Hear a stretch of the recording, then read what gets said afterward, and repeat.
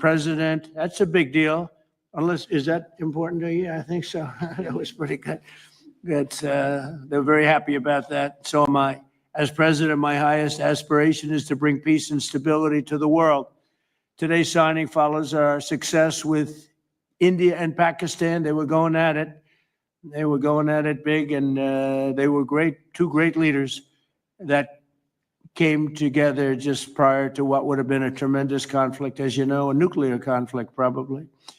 Also the Congo and Rwanda. Now that was one which was going on for 31 years. You have them beat. 35 years you had them beat. But that was going on for 31 years, and we have it all done, and people are very happy. That was a rough one. That was nasty. 7 million people that they know of died. Also, just recently, Thailand and Cambodia, that was one that was just starting. That 2,000 people were dead on the border, but it was just starting. And I was talking to one of the two nations on trade, and I said, I'm not going to sign a trade deal if you guys are going to fight. And I got the other one. And again, great leadership, Thailand and Cambodia. And before it got started, beyond that first couple of days, we stopped the war. And they've had wars periodically, very much as you two have had long-term wars. And we got it stopped. And the two, again, I find in all cases, they're great leaders. If they didn't agree, I would say they're lousy leaders, to be honest with you, but they did agree. And so Thailand and Cambodia, Serbia and Kosovo, we got something stopped that was ready to start. We didn't like that one. We didn't like it at all, and we saved a lot of lives. And numerous others. In addition, as you know, we took out the nuclear capability of Iran. And to use a term that people tried to dispute without any knowledge, it was obliterated. That's been confirmed by the Atomic Energy Commissions, everybody, that's totally obliterated. They might try again, but they're going to have to try a new site because they are, and I want to just say our military, we have the greatest military in the world. We have the greatest equipment and military manufacturing anywhere in the world, nobody even close. And that sort of proved it. So getting rid of that threat from the Middle East was very big. And I think a lot of people are going to be joining right now the Abraham Accords. It's going to be very important. So hopefully we're going to have many more successes. I hope we're not going to have too many more in this field, because hopefully we're not going to be seeing too many more wars. But I came in and this whole world was on fire. All these things were sort of happening. We've only been here for 6 months. The world was on fire. We took care of just about every fire, and we're working on another one that you're reporting on very strongly with Russia, Ukraine, and we'll have some more information for you a little bit later. But I want to ask these two very special people. Again, I've gotten to know them. They're very special people, and I think they have the potential to have a great personal relationship, which is always good, but also a great just relationship. And if I might, may I ask you to say a few words, sir? Thank you very much, Mr. President. First of all, thank you for invitation. It's a big honor to be invited by the President of the United States for this historic event. Actually, we are writing a new history in a bilateral interstate relationship between the United States and Azerbaijan. We are starting the path towards a strategic partnership. The Charter on Strategic Partnership will be elaborated within several months, and that is a historic achievement for Azerbaijan, because to be in the format of strategic partnership with the greatest country of the world is a great opportunity and also a very big responsibility. And this strategic partnership format embraces so many important areas: mutual investment, trade, energy, connectivity, transit, AI, defense sales, counterterrorism. So all these areas where we had and hopefully will have very active cooperation in the future. So it opens a lot of opportunities for Azerbaijan to continue its path of development, to diversify its economy, to keep unemployment low as it is today, and to look to the future with great optimism. Also, I'm very grateful to Mr. President that he today lifted the restrictions which been imposed on Azerbaijan back in 1992, Just only 1 year after Azerbaijan restored its independence, these restrictions have been imposed on us. So after 33 years, these restrictions have been lifted just today. So really, it's a day which will be remembered by the people of Azerbaijan with a feeling of pride and gratitude to President Trump for his attitude to Azerbaijan, for his vision, for not only for our region. We were exchanging views today, and I said that within several months, he managed to put an end to conflicts in Asia, in Africa, and now in Southern Caucasus. What we could not achieve for more than 30 years. We had to sacrifice lives. We had to fight two very bad wars with a lot of casualties. And if not for President Trump and his team, and our great friend, Mr. Vitkov and his team, probably today, Armenia and Azerbaijan would have been again in this endless process of negotiations. So really, it's a historic day. We are today establishing peace in the Caucasus, which will open great opportunities, not only for our region. And as President Trump correctly mentioned, the Trump route for international peace and prosperity, which will create new connectivity lines, which will lift the walls and which will create connectivity opportunities for so many countries with investments, with prosperity, with stability. You know, Azerbaijan and Armenia, we became independent at the same time as a result of the collapse of the Soviet Union. But at that time already, we were at war.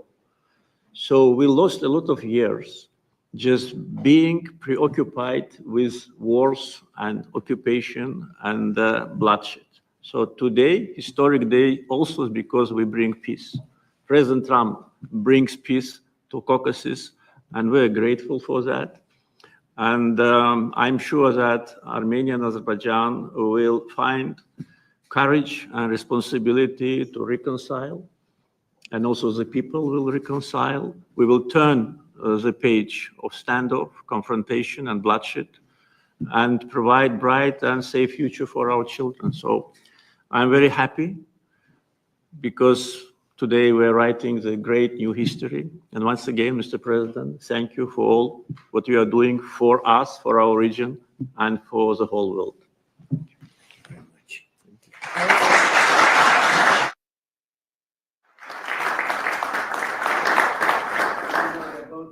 Great leaders. How long have you been in the leadership position?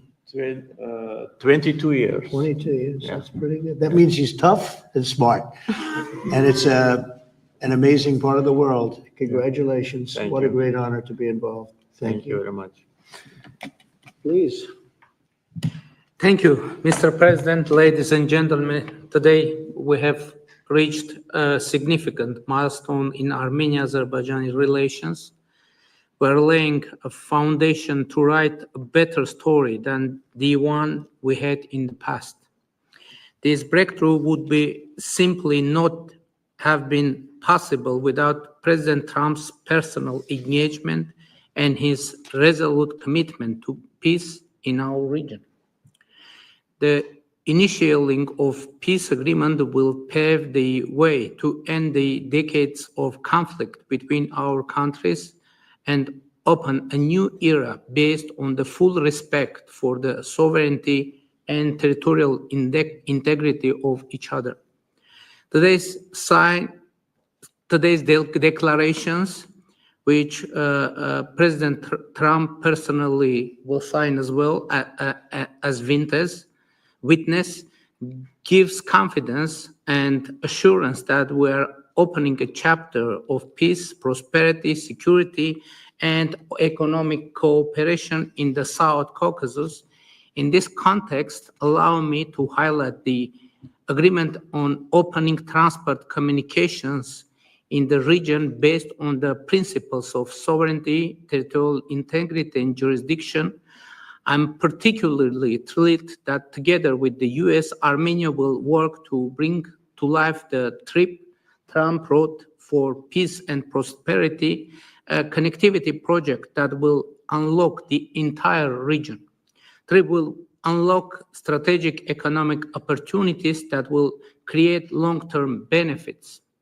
It will promote infrastructure investment, enhance regional connectivity, and strengthen U.S. leadership as a champion of conflict resolution. I want to thank President Trump and his team for brokering this game-changing outcome between Armenia and Azerbaijan. This is a great deal we've achieved today. This is a success for our countries and for our region, and a success for the world, because a more peaceful region means a safer world. This is peace through strength in a neutral.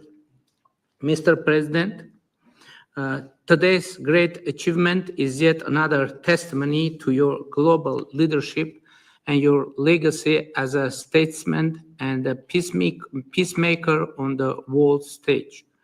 Bringing peace required vision, political courage, and determination.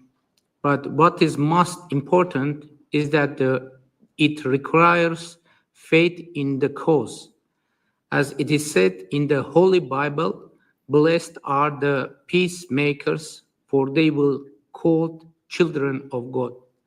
May God enlighten this way. Thank you, and my congratulations to all of us, President Aliyev, to you, to all of us, colleagues from Azerbaijan, Armenia, United States, and all the people of our region, all the people of our countries, and my congratulations to the world, because, as I said, it will definitely make world a better place.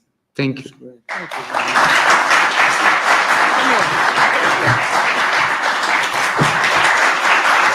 President of the United States, the President of the Republic of Azerbaijan, and the Prime Minister of the Republic of Armenia will now sign the joint declaration on the outcomes of the Trump Route for International Peace and Prosperity Summit. That's really They will sign beautiful. 3 copies in English. The President of the United States signs as a witness to the President of the Republic of Azerbaijan and the Prime Minister of the Republic of Armenia, affirming their path to peace, stability, and prosperity. We kindly ask that all guests remain seated for the signing of the documents.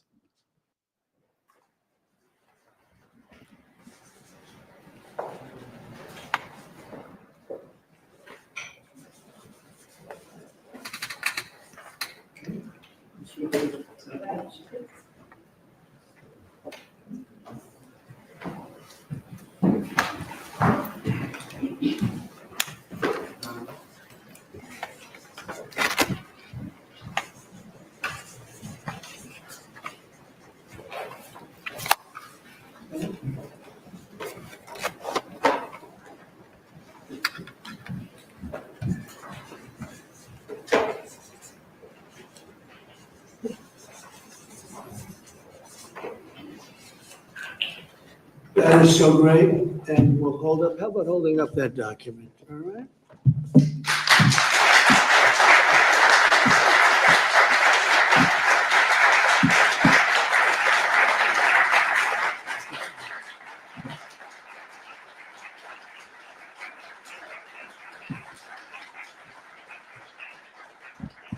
Well, thank you. This is really a big day, and we have some other big announcements, but I didn't want to make them because I don't want to do anything that could even in a little way overshadow what's taken place today. 35 years of death and hatred, and now it's going to be love and respect and success together. And I didn't really want to do anything that would in any way overshadow. I don't think it can be overshadowed when you're at war and so many people have suffered and so many people have been killed.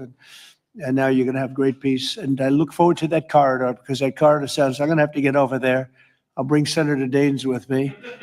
And we're going to have to get over there, Steve. So, but this is a really great achievement. And I congratulate you. You're 2 incredible leaders. You're going to go down in history. And I've read the whole thing about how long it took. And you thought you were there and people let you down, and sometimes you probably let people down. Maybe, I don't know how it works, but that's the way it usually does. But this is something that is very, very special. So I don't want to get in the way of it at all, but we'll take a few questions, maybe at least slightly related, but we have some other things to announce later on in the day. Peter, please. Related, just because you mentioned the elusive peace in Ukraine. Who is holding up this Ukraine ceasefire summit? Is it Putin or is it Zelensky? Well, I think it's, that one is, as you know, we've been working on a lot of these deals. We've closed every single one of them all throughout the world, and that's the last of them. And they're losing, Peter, about 6, maybe even 7,000 soldiers every single week. Russia, as you know, lost almost 25,000 over the last month and a half, and Ukraine lost just a small number, fewer. It's a lot of people are dying, and I think we're getting very close. And we're going to be announcing later on. We're going to have a meeting with Russia. Start off with Russia, and we'll announce a location. I think the location will be a very popular one for a lot of reasons. But we'll be announcing that a little bit later. I just don't want to do it now because of the importance of what we just did. And I completely understand please, that. go Just ahead. a follow-up. Are you surprised that Zelensky hasn't figured out by now, in years of war, how to deal with you and to deal with Putin without needing permission to make concessions from his parliament or from a national referendum? Well, he's going out and getting what he needs. You know, he's not authorized to do certain things. I said, well, you're going to have to get it fast because, you know, we're getting very close to a deal. And he's doing that, and he's working with the European nations, and they're terrific people, terrific leaders, NATO. And as you know, I became very friendly with them. They agreed to go from 2% to 5%, 2% that they didn't pay to 5% that they've already paid. It's trillions of dollars. So, you know, we're working together very closely. But no, in all fairness to President Zelensky, he's getting everything he needs to assuming we get something done. But I'll be meeting very shortly with President Putin. It would have been sooner, but I guess there's security arrangements that unfortunately people have to make. Otherwise, I'd do it much quicker. He would too. He'd like to meet as soon as possible. I agree with it. But we'll be announcing that very shortly, okay? And location. Yeah, please. Mr. President, with this meeting with Putin, is this Russia's last chance to achieve peace? And do you expect Ukraine to make any type of territorial concession? Yeah, I don't like using the term last chance. Look, it's, you know, look, this is two very, very smart people. They've been going at it and their predecessors also very smart. They've been going at it for 35 years. It's tough. And, you know, when those guns start going off, it's awfully tough to get them to stop. It really does. It's a war that should have never happened. It would have never happened if I were president. There was no reason for it. So many people are killed, so much cultural destruction. You look at those magnificent towers, the most beautiful in the world. You know, the spires were considered the most beautiful in the world. They're all in a million pieces laying on the ground, all obliterated, knocked into a million pieces. So sad. But millions of people have died. And very, very much set in their ways. A lot of people were set in their ways, but I think we're getting close. I mean, this was not my war. This was Biden's war. But the European Union has been great. As you know, they're purchasing equipment from us. They have a lot of money, and they're spending a lot of money on buying equipment. We're not spending money, but we are supplying them equipment. They're paying for it. And I think, you know, that a lot of things happened recently that would make this go forward. I'm not going to mention anything having to do with India, but maybe that had an impact. But what really had an impact was NATO has stepped up in terms of their spending on buying military equipment. You know, we're in for probably through Biden and his people, $350 billion. $350 billion. When they hear these numbers, you're saying that's a lot of money.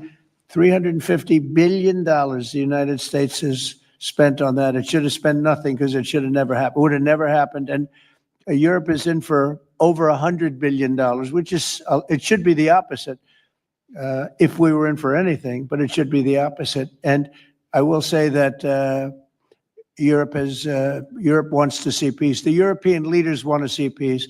President Putin, I believe, wants to see peace, and Zelensky wants to see peace. Now, President Zelensky has to get all of his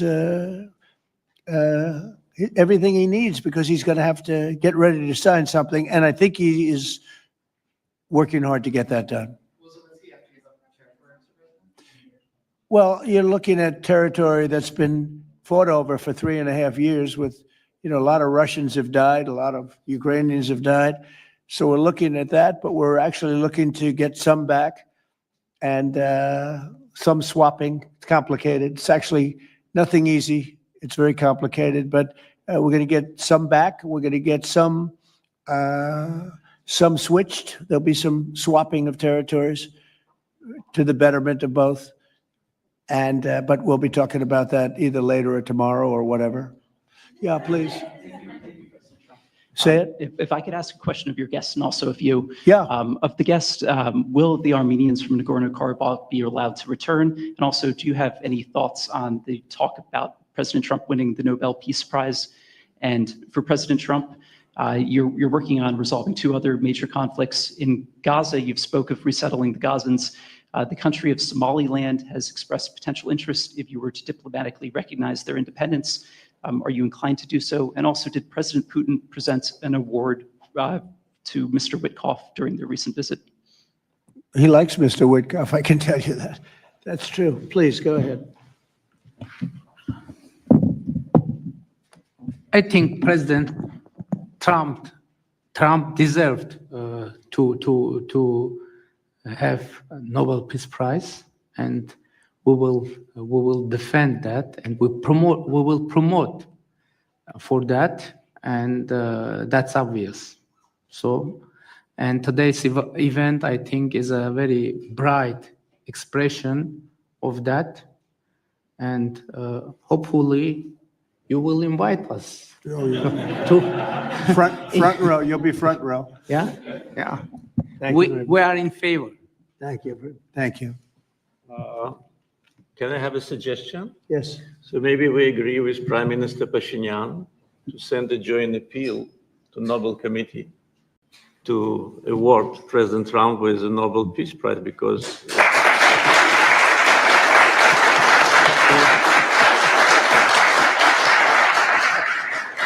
from the leaders of the countries which were at war for more than 3 decades, having this historic signature here, it really means a lot. This is tangible result of President Trump's leadership, and no one could have achieved that.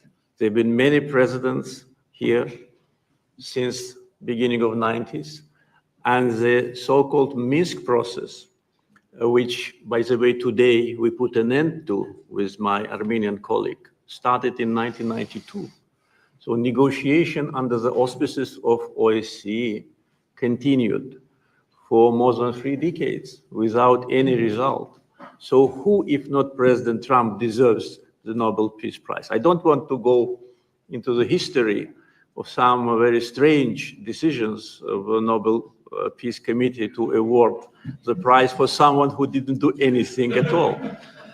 But President Trump in 6 months did miracle. So I think that my Armenian colleague will support it, and judging by the reaction of the audience, I think as soon as we come back, we will agree to issue a joint letter, and hopefully, and I also join when President is awarded, we hope that he will invite us to the ceremony. You certainly will be. Thank you very much. Do we have draft to sign now? Well, we'll see what happens. We already It's like early. to sign. Thank you very much. It's very nice. We're looking into that right now. Good question, actually, and another complex one, as you know, but we're working on that right now. Somaliland. Thank you so much. I wanted to ask you, have you spoken to Russian President Putin yet? And would you go to Russia or Ukraine? And what exactly would you say We'll to be him? announcing a location in maybe a little while, and I think you'll be very happy. We'll see what happens, right? All we can do is do our best. We've been working on this one for a long time. This is a very complicated one also. This was extremely complicated, but we made it less complicated, and we had 2 very brilliant people on my right and my left. They understood what was at stake. I think if it didn't get done now, it might have never gotten done. So this is the same, very similar with Ukraine. It became more and more complicated as time went on. It was simple at the beginning, wasn't going to happen, but it became more and more complicated. But I think we're getting close. Yes, ma'am. Yes, go ahead, please. Could the location for the summit be Italy? Location. Oh. I will give it to you very soon. Honestly, I don't want to do anything. These guys, I don't want to do anything where that's like, because this is a bigger story than a location. A location's good. I'm a real estate person. I know about a location. But there's nothing to compete with this in terms of what we're doing today. It's just such a great achievement for these two. Really, they'll go down as great leaders for what they did. I put them together, but what they have been able, and I don't want to do anything. So we'll talk about it later. Today, we'll give you a location today. You were talking about sending military forces to fight against the drug cartels in Latin America. Do you think it's worth sending our forces, our U.S. forces there to take this on? Cartels where? Central Latin America. Well, Latin America's got a lot of cartels. They've got a lot of drugs flowing. So, we want to protect our country. We have to protect our country. We haven't been doing it for 4 years. And we love this country like they love their countries. We have to protect our country. So, we're playing a tough game, but we'll have more to say about that soon. Yes, ma'am. Mr. President, I'm Musala from Azerbaijan News Agency Report. So we are grateful to be here. Today you host a truly historic meeting. As a person who values diplomacy and global interaction, do you consider the possibility to visiting Azerbaijan? Actually, you mentioned Azerbaijan and Armenia after this meeting. Well, To visit our countries, do you consider to visit? Wow. which one do I consider better? Yes. Both. Oh, I think if I ever said that you would say, this guy couldn't have solved the problem. You know what? I consider them both great, okay? And you know what? They're going to be even greater. But and they're very different in many ways, but they have a lot in common. But they're both great as far as I'm concerned. Yeah, please. It's an interesting question, right? That would have been a hell of an answer if I said, well, I think I like this one or that one. No, we don't do that. Go ahead, please. Mr. President, first of all, thank you for bringing peace to South Caucasus, something that no one has been able to achieve in 35 years. Thank you. That's number one. We also noticed that you think highly of the commitments that the sides have taken on and assumed. However, considering the long history of conflict and the fact that this is not a legally binding document, will there be consequences if at some point one of the sides takes a step back? I don't think it's going to happen. I think it's going to be very good. And I told them, I gave them a personal commitment. If there's always little problems here and there, right? The big ones have been solved. The giant ones have been solved. But if there's conflict, they both know they're going to call me and we're going to get it straightened out. They're not going to have a problem. Where are you from? Armenia. Okay, good. Very good. I was wondering, it was a very unusual question. But it's not unusual considering you're from Armenia. If there's a problem, we will get it worked out. I told them both, don't let the problem last. We get it early and we'll get it solved. Good reporter you have over there. Okay? Can I Yes, add? please. Can I add? First of all, I'd like to say that today we initialed the peace deal, which was in the process of negotiations for quite a while. The fact that it is initialed here in the capital #1 of the world, in the office #1 of the world, and in front of the great president of the United States means that there should be no doubts and no suspicions that any of the sides would step back.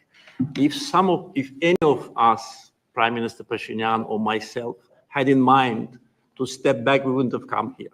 So you can be absolutely sure, as well as Azerbaijani community, that what has happened today will result in peace, long-lasting peace, eternal peace in the Caucasus. That's a very nice statement. I'm sorry. Fully agree and nothing to add.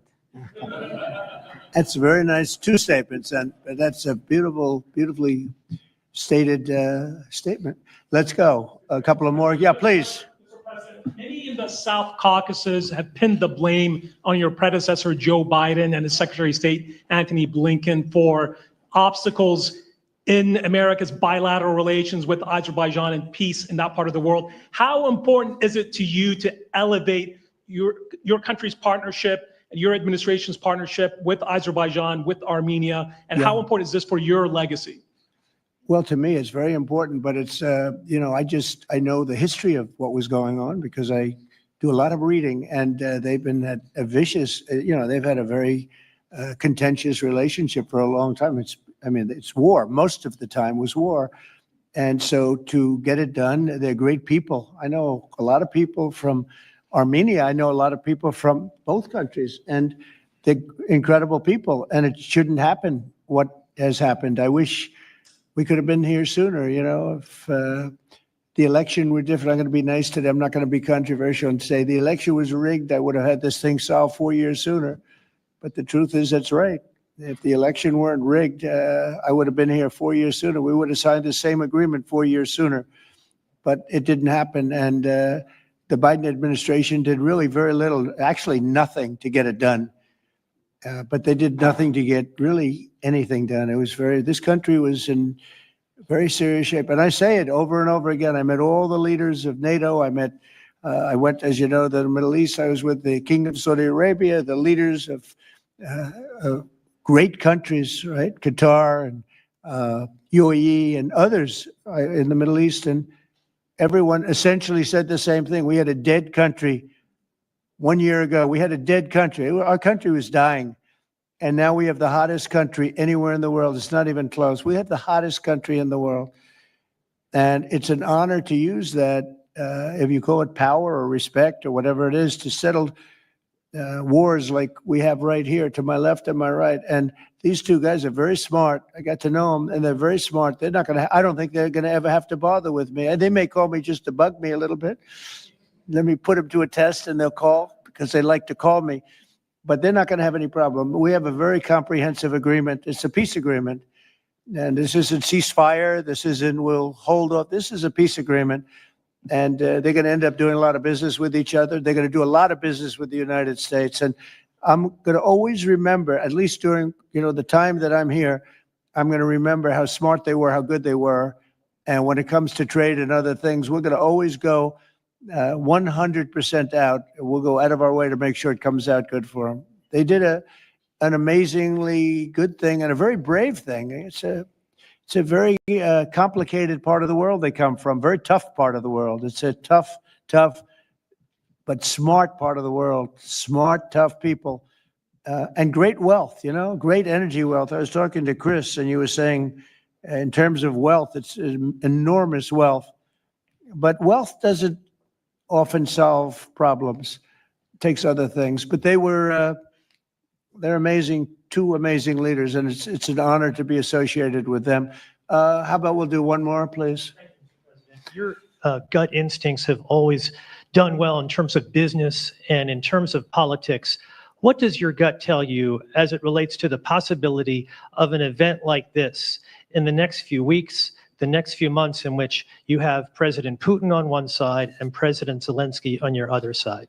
I think my instinct really tells me that we have a shot at it, okay? And you'll find that out later on, and maybe even today, but we have a shot at it. Look, it's got to be solved. We're not losing people. A lot of people say, why are you bothering? We're not losing people. We were spending hundreds of billions of dollars. Now we're spending nothing. We're spending no money. I guess we're making money because, we're great. We have the best military equipment in the world. We're selling it to NATO. But you're losing thousands of people a week, Russians and Ukrainians mostly soldiers, but, missiles are lobbed into cities and towns, Kiev, lots of places. You've been reading the same stories that I've been reading. And we got to get it solved. The Norwegian Nobel Committee will make their announcement as it relates to this year's Nobel Peace Prize on October the 10th, Friday, October the 10th. Is that date circled on your calendar, Mr. President? I can't say. I mean, a lot of people say, no matter what I did, because, I'm of a certain persuasion, no matter what I do, they won't give it. Uh, and I'm not politicking for it. I have a lot of people that are. I know. I mean, I read the same things as you do. But it would be a great honor, certainly. But I would never politic. I'm not doing it for that. I'm doing it because of, I really, number one, I want to save lives. That's why I'm involved so much with Ukraine and Russia. It's saving lives of Russians and Ukrainians. It's not American lives. Now, I would say this, that war could have escalated in something much, that could have been a world war. I think if we didn't come, Ukraine, Russia would have ended up being a world war. And I stopped that. That stopped. Now, the only question is, when is it going to be settled? And it could be very soon, but when is it going to be? But that would have been a world war. If I didn't come along with a very talented group of people sitting largely right here, but there are others not in the room that are very talented, I think Russia, Ukraine would have had a very, very high degree. I think even probably would have ended up being in a world war. I don't think people talk about that now because they don't see it anymore, but we brought it down a long way. But that was getting to a point. When I first came in, I said, wow, this thing is really bad. And it could have escalated to a level that you people would have been very unhappy with. Yeah. Your predecessor, Mr. President, President Ronald Reagan, had a phrase as it relates to dealing with the then Soviet Union and also Mikhail Gorbachev. The phrase was trust but verify. Do you subscribe to that same view as it relates to Mr. Putin and Russia? Well, I do, relating to everybody. I mean, not just President Putin, but also people and leaders that I deal with. Look, I'm dealing with trade. And some of the worst deals we made, some of the worst trade deals we have, I talk about friend and foe, right? Friend and foe, two interesting words. Some of our worst trade deals were not with the foe, they were with the friends. Our friends were just killing us on trade. Not anymore, not anymore. We're taking in trillions of dollars and we're respected and we're settling, through trade, even a little bit here, less here than on some, but through trade, I got things settled. With India, Pakistan, I think it was trade more than any other reason. That's how I got involved. I said, I don't want to be dealing with countries that are trying to blow up themselves and maybe the world. They're nuclear nations. That was a big one. Getting that one settled, I think you'd agree. That was a big one. And they were going at it. They were shooting airplanes out of the sky. 5 or 6 planes got shot down in their last little skirmish, and then it was going to escalate from there, and it could have gotten to be very, very bad. No, I want to save a lot of lives. I love saving lives. That's what it's about. And when you save lives, you really end up having a peaceful world. Usually that ends up pretty well. I want to thank everybody, but in particular, these two great leaders for having the courage to do what they did today, and they're going to go down in the history books, and it's a great honor to be involved. Thank you very much.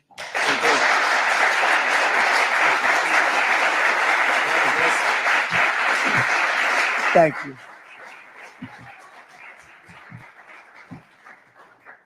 Thank you. Ladies and gentlemen, please remain in your seats until the leaders have departed the room. Thank you.